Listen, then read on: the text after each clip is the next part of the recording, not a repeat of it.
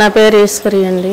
మరి కూటమి ప్రభుత్వం వచ్చిన తర్వాత మరి ఇప్పటి వరకు పరిపాలన అనేది చూసుకుంటే ఎలా అనిపించింది? కూటమి ప్రభుత్వం వచ్చి సంవత్సరం అయింది. ప్రజల్లోకి వెళ్ళి అడిగాం మేము. అందరూ మా నాయకులు మా కార్యకర్తలు మొత్తం వెళ్ళి అడుగుతున్నారు. సూపర్గా ఉందంటున్నారు, ఎక్సలెంట్గా ఉంది.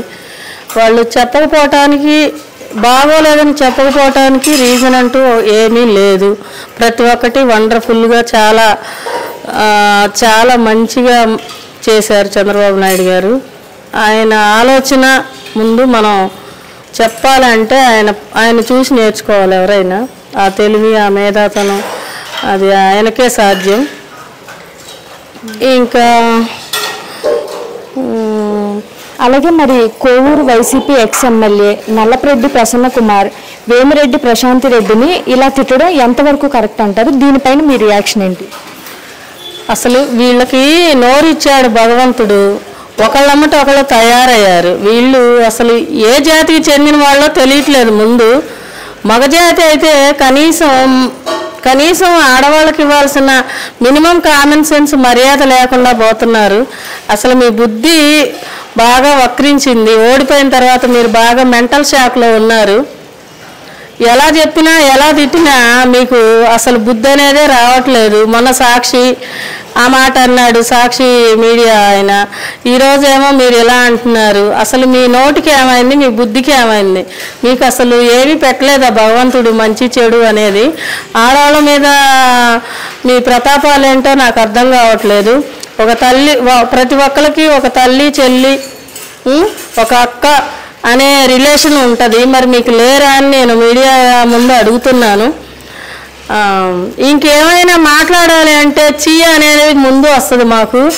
అసలు ఈరోజు మీరు ఈ స్థితిలో ఉంచారు మిమ్మల్ని ప్రజలు 11 సీట్లతో, కానీ ఇంకా రోజు రోజుకి దిగజారిపోతున్నారు. ముఖ్యంగా జగన్మోహన్ రెడ్డి, నీలో అసలు ఏమాత్రం మార్పు రావట్లేదు.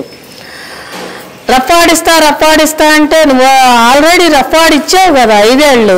రఫ్ ఏంటి, ఏడిపించావు జనాన్ని. కన్నీటి మునకలతో జనం 5 ఏళ్ళు ఎప్పుడు నీ నుంచి తప్పించుకోవాలా, నీ నుంచి బయటపడాలా అని జనాలు వెయిట్ చేశారు. జనం బాగా నీకు రిజల్ట్ చూపించారు. ఇంకా నువ్వు ఆ మెంటల్ షాక్ నుంచి దిగకుండా మామిడికాయల వంకతో ఆ రేటు ధరలు అని చెప్పేసి రోడ్డు మీదకి వచ్చి కోతులు చేస్తాయి చూడండి, అలా చేస్తున్నారు మీరు. మనుషులు కాదు అసలు. ఒక కోతి మొహం వచ్చి రోడ్డు మీద పడితే ఎలా ఉంటుందో మీకు తోకలే లేవు. ఒక సీఎం పదవి, మాజీ సీఎం అయ్యింది, చెత్త ముఖ్యమంత్రిగా అనిపించుకున్నావు. ఇప్పుడైతే అసలు నీకు ఒక కార్యకర్తకున్న విలువ కూడా లేదు జగన్మోహన్ రెడ్డి. నీ మీద ఒక కార్యకర్త బెటర్ చాలా. అలాంటి సిచ్యువేషన్లో నువ్వు ఉన్నావు. నీ అమ్మ, నీ చెల్లి ఓ పక్క దుమ్మెత్తి పోస్తున్నారు, నీకు బుద్ధి రావట్లేదు. నువ్వు టీడీపీ మహిళల జోలికి వచ్చి మహిళా కార్యకర్తలను విమర్శించి, సీఎంను విమర్శించి, పవన్ కళ్యాణ్ విమర్శించి, మామిడికాయల వంకతో మామిడికాయల వ్యాపారం ఇప్పుడు 5వ ఆల్రెడీ జూలై వచ్చేసింది. ఫైనల్గా వాళ్ళకి పెట్టుబడి చక్కగా వాళ్ళు వ్యాపారం చేసుకోవచ్చు. చేసుకునే వాళ్ళకి ఎవరు అడ్డం రారు. హోల్సేల్గా ఇవ్వాల్సిన ధర బాబు గారు ఇస్తారు, ఆయనకు అన్నీ తెలుసు. నువ్వు వచ్చి మధ్యలో వచ్చి అమరావతి భూములప్పుడు నువ్వు జనాన్ని ఏడిపించి అంత చేసినాడు. నువ్వు రైతుల గురించి మాట్లాడితే సిగ్గుగా ఉంది జగన్మోహన్ రెడ్డి. నువ్వు మాట్లాడక. అసలు దేని గురించి ప్రశ్నించే అర్హత నీకు లేదు. నువ్వు ప్రశ్నించాలంటే నువ్వు పాడు చేసిన గతమంతా నువ్వు మాకు సమాధానం చెప్పాలి. ఫర్ ఎగ్జాంపుల్ పోలవరం ప్రాజెక్టే కానీ, ప్రజావేదికే కానీ, టిట్కో ఇల్లే కానీ, అమరావతి రైతులే కానీ, ఇంకా చెప్పుకుంటే పోతే రెడ్ బుక్లో అన్ని నీ అకాంతాలే ఉన్నాయి. ఇక హత్యలు ఇక అవి అయితే, దోపిడీలు దాదాగిరీలు అయితే ఇక ఈ లెక్కలేలన్నీ అవన్నీ ఒక బుక్కు ఉన్నాయి. నెక్స్ట్ వచ్చే ప్రభుత్వం మాదే, 30 ఏళ్ళు మాదే పరిపాలన, మేము వచ్చిన తర్వాత మామూలుగా ఉండదు, ఒక్కొక్కరికి సినిమా చూపిస్తాం అంటున్నారు. ఎలా వస్తారు జగన్మోహన్ రెడ్డి? 15 ఏళ్ళు మేము ఉంటే నెక్స్ట్ నువ్వు వచ్చి 30 ఏళ్ళు ఎలా ఉంటావు? ఏం చేసేవని ఉంటావు? మళ్ళీ అమరావతి కూల్చడానిక, మళ్ళీ జనాన్ని ఏడిపించడానిక, జనాల మీద స్థలాలు చూపించి వాటి మీద లోన్లు తెచ్చుకొని బ్యాంకులతో ఫోన్లు చేపించి వాళ్ళని హింస పెట్టడానిక, అప్పులు బాధ చేయటానిక, దాదాగిరి చేయటానిక? అసలు ఏం చేద్దామని నువ్వు వస్తున్నావు? జనం కోసం రావట్లా నువ్వు. ఎంతసేపటికి జనాన్ని ఏడిపించాలని ఒక ఏదో థాట్ చంద్రబాబు నాయుడు గారి మీద కోపం అంతా జనం మీద చూపిస్తున్నావు నువ్వు. అది నీకు కరెక్ట్ కాదు. అసలు నువ్వు రావు, అలాంటి ఆలోచన పెట్టుకో మాకు. నెక్స్ట్ నీకు ఈ 5 సీట్లు, అసలు ఈ 11 సీట్లలో ఎంత తగ్గుతాయో నువ్వే ఆలోచించుకో. మేమైతే ఆల్రెడీ 0 ఎస్టిమేషన్ వేసాము. నువ్వు మాత్రం జాగ్రత్తగా ఉండాలి.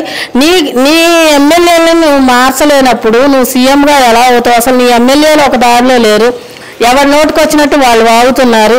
మిమ్మల్ని రా అనకుండా మాట్లాడుతున్నామంటే అది మా సంస్కారం. మీరు కడుపుకి ఏం తింటున్నారో తినండి. మా రోడ్డు మీదకి వచ్చి మాత్రం ఆడవాళ్ళని అది ఇది అంటే మాత్రం మేము జైలుకి వెళ్తున్నాంలే, ఆ 10 రోజులు చెప్పకూడదు తింటాంలే, మాకు సిగ్గా శరమా అనుకోమాకండి. మాకు బెయిల్ వస్తుంది ఎన్ని రోజులకైనా అనుకోమాకండి. ఒక ఆడవాళ్ళని హింసించి ప్రజల తరపున మీరు వెళ్ళి ప్రజల్లో చీకొట్టించుకొని జైలుకి వెళ్ళి బయటకు వస్తే మీకు అసలు రాజకీయ పరంగా ఏం విలువ ఉంటుందని నేను మీడియా ముందు అడుగుతున్నాను. జగన్మోహన్ రెడ్డి, నీ తొత్తులకి, నీ ఎమ్మెల్యేలకి చెత్త మాట్లాడే ఒక కామన్ సెన్స్ లేని మనుషులను నేను అడుగుతున్నా ఈ రోజున. ఒక్క మాటలో కూటమి ప్రభుత్వం గురించి ఏం చెప్తారు? కూటమి ప్రభుత్వం అసలు ఎక్సలెంట్. అసలు ఆయన ఆల్రెడీ వచ్చిన తర్వాత ఈ సంవత్సరంలో 4%, 5% అప్పు తీర్చారు. ఎలా తీర్చారా అది నీకు అసలు ఒక మిస్టరీ.